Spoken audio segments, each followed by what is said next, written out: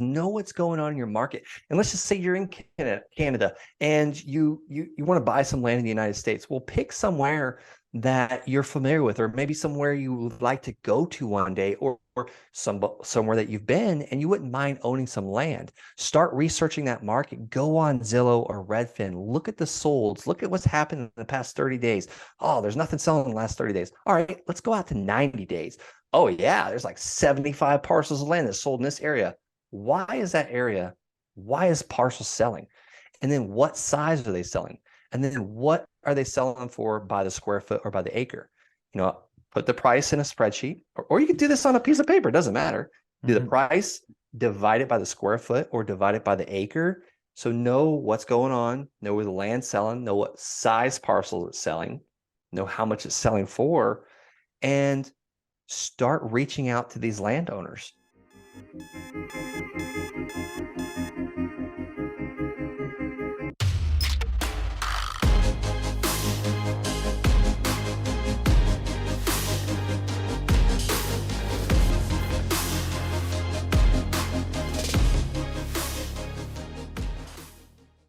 Hello, and welcome back to the Very Real Estate Effect podcast, a show dedicated to real estate investing right here in Quebec. And yet today, we're going to be speaking to somebody from Florida. Hi, Brent. How are you? What's going on, Axel? I'm great. How are you doing? Super, super good. So before I introduce you in more detail, I just want to remind everyone who's listening week after week, thank you for your following, your participation, all the feedback that we've been getting. And this is going to be a really fun episode. So please share it with a friend who you think could benefit from this conversation. And also leave us a rating and some comments. It always helps in reaching more people like you. And for all the patrons who have registered, remember at the end, we will be continuing the interview and have some special questions for Brent that you might be interested in. So today, our guest is actually based in Florida. Lucky him, he's in the warm weather. Brent Bowers is the president of Landshark. And Brent, I'm really excited to hear, how in the world did you get started in land? Yeah, it was actually by accident. I was in the United States Army. I was moving through the ranks really quickly, and ultimately I realized I can't keep doing this because I'm always away from home. I'm always gone. I'm always training for another deployment. I had a couple combat deployments, and I was training for number 3. And then me and my wife had our first baby, and I was like, "There's no way I can keep leaving now that I have this little thing." And it was a little thing at the time. It's just, but I started listening to podcasts, kind of like the Real Estate Effect podcast, and was searching for answers and found land investing. And I just took action immediately. I started mailing vacant raw landowners, and I was mailing them a simple postcard, and I started buying and selling vacant raw land. And I didn't do very good in the beginning. I was able to double my money each time. Nice. And then I started learning through mistakes and turned it into where we were paid last month about $18,000 in payments, on just payments.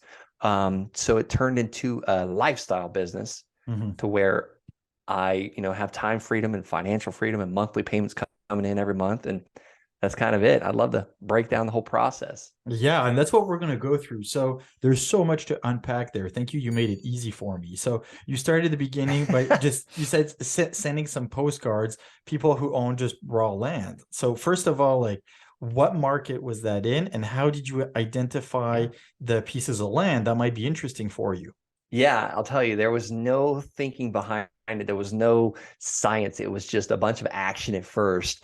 And I've perfected that now, and I'll try and give those steps. But so I was in Colorado Springs, stationed at Fort Carson, Colorado. So I was like, well, I'll just start in my own backyard. Yeah. So I got a list of tax delinquent properties from the county treasurer's office. And I thought it was the tax delinquent properties, but it turned out to be the county held tax lien list where people weren't even buying those tax liens. So in the United States, we have to pay, and it might be the same thing. Every month we have to pay taxes, whether we own the land free and clear or not. Same thing with our houses. Well, these people weren't paying because the land was not buildable. It wasn't accessible. It was landlocked. So, you'd be trespassing to get to it. So no one was paying these back taxes. And it was just by sheer mistake that I mailed these people a postcard saying, hey, I'd like to buy your land at 123 Main Street, if it even had an address. Most of the time it didn't. Yeah, just a If you're lot number interested at in that the, point. yeah, APN, we call it assessor's parcel numbers. Colorado calls them schedule numbers. It's all the same thing pretty much. But basically, I was like, look, if you're interested in an all cash, fair price offer, call me, text me. God bless you. And like, lo and behold, these people called because they're like, yeah, you want the land? Here, it's yours for $285. And I was like, $285? Are you sure for land? Yeah, it's not buildable. Go check it out. Okay, let me go see. So that first one, I went and looked at it. It was not buildable because there's only one ingress egress. So there's only one road going in, one road going out, and the fire department would not allow the city to build. So I was like, okay, I had no clue what it was worth. So I called a real estate office that was down the street, and the realtor was familiar with the street. She said, look, it might go for 10 grand on the MLS, but it's going to be a while till you sell that. I was like, still though, $285 and turn it into 10 grand, that's fine with me. So I thanked her for her time. I said, look, I'll call you when I own it. I'm in the process of buying it right now.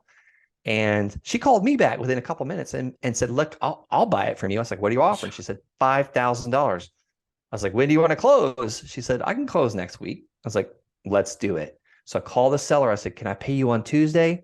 So I paid him on Tuesday. He brought me a quit claim deed, which I don't recommend getting quit claim deeds. Sometimes we still have to do it.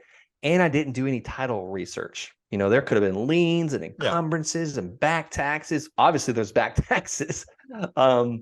So I bought it on Tuesday for $285, and I brought it to the title company that night, the title insurance company. They figure out, make sure all is good, and went and picked up my certified check on Wednesday for 5 grand. So I was hooked. I Yeah, was you absolutely must, hooked. man. I can just imagine. You must have thought like, "Oh my God, I'm gonna do this every day now. This is great." But now, one thing though, you bought it for $285, but you still have to pay the back taxes. Yeah. And you want to hear how awesome this seller was? Yeah. He took that $285 and he went and paid those back taxes with that money. Oh, okay. Good deal. He just didn't want it on his shoulders. He was a retired CPA. The guy didn't need money. Yeah. And you're right. I was so hooked, but I didn't believe it could be that easy. I was like, no way, no Yeah. way business can be this easy. Absolutely not. So I did another one that next week. This one was $500. And I put it on Craigslist because I was like, this is crappy land. There's no one's going to buy this. So I'm going to do 500 down and 500 a month. And maybe I can get my money back because I was having second thoughts. It's like, I just bought terrible land. Well, that Sunday, I listed it on Saturday on Craigslist. I posted it. I shouldn't say I listed it. Yeah. And that Sunday, someone brought me $500 cash to my house. And we did what's called a land contract. And it said, look, you pay a total of 5 grand for this land. Pay me $500 every month, 0% interest. I'll transfer the deed over in your name. So he paid off actually early. I made 5 grand on that one, but that's the one that changed my life because that's where the seller financing, that's where the monthly payments came in every single month. And it was paying my truck payment. And I told my wife, I was like, this is my ticket. This is how I get out of the military. I just have to do this 10 more times. And we'll have roughly almost 5 grand a month coming in. And that's all our expenses are. At that time, our expenses were 4,500 a month ish. Yeah. See now, I mean, it's amazing to share this story, and thank you for doing so. But for Canadian listeners, this is almost like okay, but that's in the U.S. because here there's no piece of land. Even though Canada is so large in area, there's no piece of land that sells for $280. Like none. Yeah. It's a lot more than that. And so I don't want people who listen to be like, oh, I'm going to do the same thing. If in Canada you can figure out how to do the same thing, amazing, go for it. It's just the prices are a little higher. Okay, so then what happened after that? You said you wanted to do that 10 times. Like, what did that look like? Yeah, it didn't work out that well because I ran out of land like that very quick. There was no more $285 land. Same thing in Colorado. That land, that when I sold for $500 down and 500 a month, it actually just sold for about 528 grand because that buyer was smart. He got access to it and he sold it for what it was actually worth. So there's little ways of that. So, what next? I ran out of that land. So I started looking in areas where the land was selling. How do you do that? You go on Redfin and Zillow, and I don't know how to use this technique in Canada. Mm-hmm. However, I've got multiple Canadians that are utilizing this technique because I was on it was a Canadian investing in real estate a couple of years ago. It was on his podcast. Mm-hmm. And anyhow, I got some Canadians buying land in Florida, and we call it the Canadian Village actually in Okeechobee, Florida. Yeah. It's amazing. We have a lot of people from Canada there. But anyhow, so you could do this in the United States very easily. You don't need a license. Like anybody can buy the land in the United States with a limited liability company or an LLC. So I ran out of land basically. So I started mailing all the landowners in that county saying, hey, if you're interested in all cash, fair price offer, call me or text me. God bless you. And then that got the phone ringing. So then I started buying $13,000 parcels of land, but I didn't have 13 grand. So I got it under contract. Like I got it under contract, 13,000. And then I would go and find a buyer on Craigslist that would buy it for, 23,000. Yeah. And I would make a quick $10,000 assignment fee. And then I built my bank account up again. And then I started buying $5,000 parcels into out in the desert. And they really should have sold for about 15 grand. But the only way you could do that was by financing it. So I would buy them for 5 grand in the desert and then seller finance them for a couple $100 a month. So I just kept building the system and just tweaking it and making a bunch of mistakes. And now I run title insurance on all my land. I get title insurance policies. I started borrowing from mother-in-law, pay her 9%. So if I buy the land for 10,000, I'm paying 9% interest on it. And then I'll sell the land for what it's worth, which is 30,000 usually. I try and 3x my money. And Bob, the buyer that buys a $30,000 parcel of land, will pay 12% interest on 30,000. And I'm paying mother-in-law 9% interest on 10,000. So it's a positive arbitrage as well. Yeah. Nice. And then, but you've never wanted to actually do a little bit of work on that land? You mentioned one that you sold for 5K and then it resold for 500,000. Like sometimes just, investing a little bit in the infrastructure, giving access, as you said, like build a road, as simple as that. A 1-lane road, just so the truck can go and turn around at the end. Is that not something you'd be interested in? Because you add so much value. Yeah, it absolutely. And that's another play. I've got other Land Shark community members that they go and they will actually pay what the land is worth, and they'll force appreciation on it by building that road, like you said, or clearing the land. I have a couple projects like that. Another partner of mine will buy the land for like $1,000, and we get the land super cheap. But this area, if you build a house and you sell the house, you can sell it for like $355. So we're buying the land for $1,000, building a 250, or we're spending $250,000 on the build and the foundation and bringing in water and all that, and selling the house for $355. So there's about $100,000 net profit in play on that. So there's a couple areas I've done this on. We bought some commercial land off of a 6-lane highway that we've got some big plans for. So I do little small things here and there with partners though. Yeah. And I focus on what I'm really good at, is buying and selling and the seller financing. So everything's taken care of with the payments every single month. We're still going to be able to afford to pay all of our bills. And then we'll every once in a while buy a piece that's like, okay, here's going to be our legacy project for the next, sometimes these take 36 months. So I want to keep being able to buy the milk money, or getting the milk money basically, while building the mansion type thing. For sure. And it's a good combination to have essentially you're wholesaling some of it, and then some otherwise that you're keeping it for yourself, developing and kind of going not really long, but a bit longer on it to then really be able to build and capture that value. So you said that you mail, just to get a ballpark idea, like how many letters do you send a month, and what's roughly your marketing budget? Yeah, I send about 2,000 letters a month. I try and send $500. I try to send 500 letters a week. And these are very targeted. I'll micro it down to the neighborhood. That way I know, okay, what is the land selling for by the square foot, and how much is it selling for by the acre? And you can figure all this stuff out with Zillow or Redfin. So let's just use an example. Orlando, Florida. Let's go to Orlando, Florida. on Redfin, and let's go to the filter and let's look at solds. And then I want you to scroll down a little bit and hit land. Mhm. And then I want you to go to like, what's happening in the last 30 days. Click on 30 days or 1 month.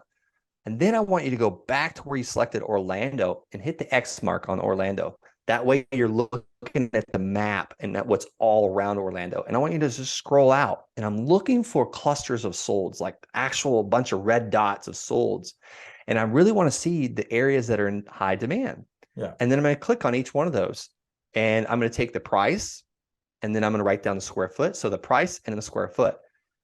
So I'm going to see two things from that. What it's selling for by the square foot if you take the price divided by the square foot. And then two, what size parcel is in the most demand. Once you do that, you can go to something called PropStream, and you can draw that area like, okay, here's Lake Street, here's Park Street, here's First Street, here's Fourth Street. Let's draw that triangle. And I want to mail all the landowners in that area that have half-acre parcels of land because that's in demand. Mhm. And I want to mail all of them a specific offer letter for 60 cents on the dollar or 20 cents on the dollar. Let's go fishing. Let's see if we can catch a Yeah. fish. And have you been able to automate a lot of that process? Yeah, there's systems and programs like PropStream I talk about. I can mail a brand. If you gave me an area anywhere in the United States, I would probably take, I don't want to say it's completely automated. I can delegate that, and I have for a while. I've actually taken back ownership of that, but I can go in and do the research. Take me about 15 to 20 minutes if I do a really good job. And then 5 minutes later, I can have 100 and I don't know, I can have 1,000 or 1,500 letters in the mail gone with the Yeah. systems we have. I use a program called Pebble to Okay. mail. If anybody wants access to that, I can get them a 14-day trial and $50 mail credit. But yeah, it's these systems. I mean, technology has really made our Yeah. lives so much easier.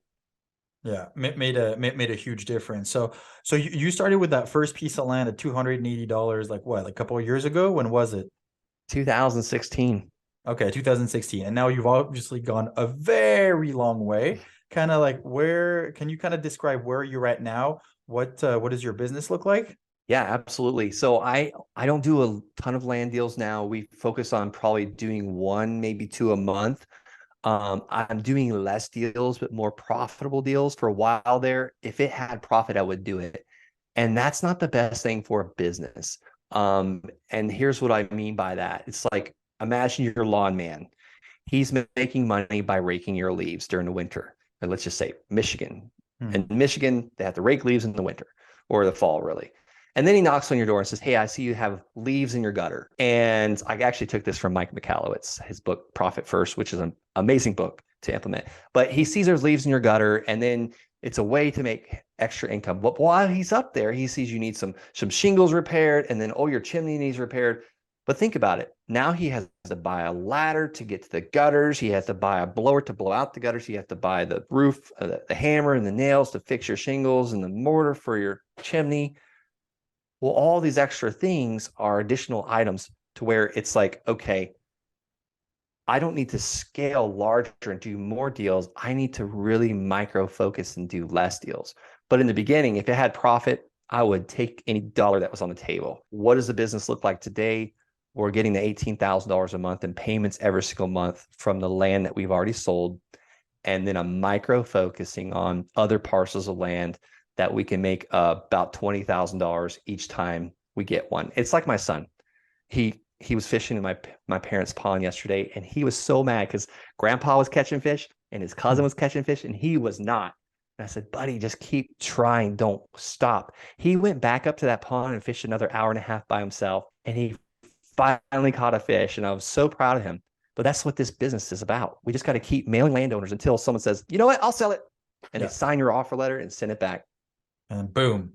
To anyone who's interested in starting in flipping land, what would be some advice that you would give them? Because you've obviously developed a good technique, you've shared it with other people, and you've, I'm sure, coached tons. What would be like three or four pieces of advice you would share?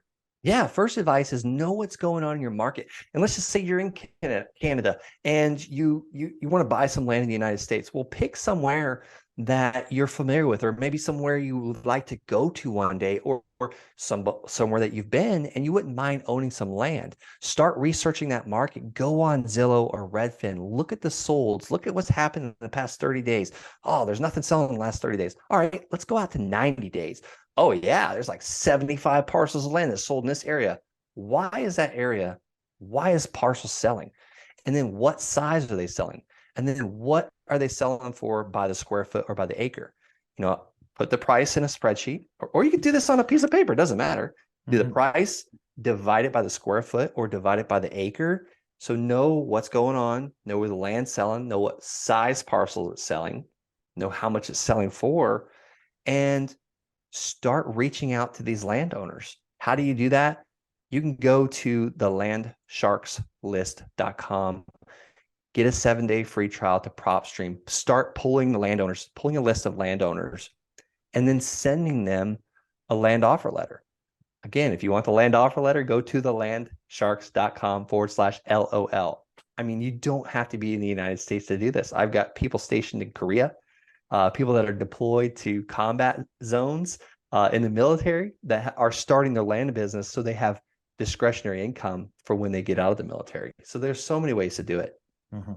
And I like what you said in terms of like research your market. You got to get good. You can't be good at everything everywhere. You just got to pick one area and stick with that and become a master. Yeah, that's so true. I get people sending me land deals all over the country now, and it's overwhelming sometimes because I can't look at everyone. I'll look at a few, and there's 579 acres in an area in Colorado that I'm looking at buying, but I'm not a master in that area. So I'm relying on Masters, which is a land specialist realtor that sold all the land in that area. That is pure. That's the secret right there. And it took me years to figure this out, is find a land specialist realtor, one that's like, how do you find that person? Okay, remember I talked about looking at what the land sold for, how much it sold for. You just scroll a little further on Zillow and Redfin and see who is listed by and who it was bought by. You're looking for a pattern of that listing agent and who it was bought by, because that person, Jim Jones, is going to know the area. He's going to know A Street and B Street and C Street. Oh, D Street doesn't have water and it doesn't have a city sewer. You don't want to be on that street. That's where the land's going for like 10,000 an acre. But A, B, and C Street, it's going for 25,000 an acre. And he's also going to know who are the big buyers in the area. Oh, that's brilliant. Yes. Yes, they're going to have those buyers in their cell phone contacts. Oh yeah, Billy the buyer's interested in another half acre. He's about to sell his spec home that he built to John and Ashley, and he's going to build another one here in the next 90 days. Maybe he'll buy the land. Who knows? It's always worth trying. Hey, it's really impressive what you've built over the years. Good job, Brent. What if people want to reach out to you and know more? What's the best way to get in touch? Yeah, you can head on over to the landsharks.com, schedule a call. If you just want to date me for a little while and see, check out my Instagram or what is it called? TikTok. Yeah, I started on TikTok. I do a video each day talking about what is land investing, how I'm flipping the land, how much can you make. It's Brent L. Bowers 1 on TikTok. Super. There you go. Brent, it's been a real pleasure having you today and sharing your story. To anyone listening, again, if you're interested in land, reach out to Brent at landsharks.com and keep doing your research your market. There's plenty of what he mentioned that we can do here in Quebec and in Canada, so go for it. Thank you for sharing this episode. Brent, it's been a real pleasure having you today, man. Thank you for coming. Thanks. God bless. Thank you, and go research your market, go make some offers. Thank you, and talk to you next week. Ciao, ciao.